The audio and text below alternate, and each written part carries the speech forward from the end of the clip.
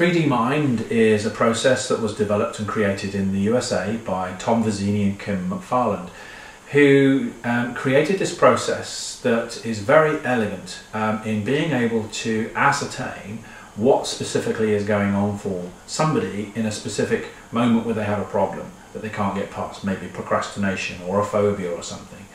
And they saw that there were clusters of emotions that were all evident at the same time. And when you have 2 or 3 of these emotions clustered together, it will create some dysfunction from you being able to do whatever it is. So they wondered, well, if that's the case when you have a problem, if you are doing something that's very easy, do you have a cluster of emotions which are working for you rather than the cluster of emotions that were working against you? And they found that they did. So they then mixed and matched these emotions. It sounds very complicated, but it's actually very easy. Taking one from the other side here and mixing them together and seeing what happened, and realised that these challenging emotions and these resourceful emotions, when you mix them together, you got a completely different result. They then added something called timeline therapy, which is where you imagine going back in time to certain events, but with these new resources, these new mixture of emotions, to re-experience that same event but with these new emotions instead.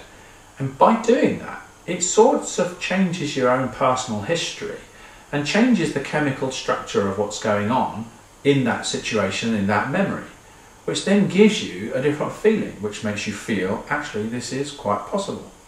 And then you go into the future, so future time memories, to install all of these resources in the future, and then pretty much coming back to the here and now, and then trying to experience that same emotion that you originally had, the phobia or whatever it was, and it's just disappeared.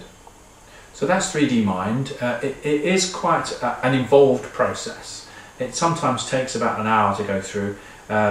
Sometimes it can take 15 minutes depending on the client, but generally speaking, by the time I've explained it, gone through it, and gleaned that information out of somebody, it will take probably about an hour.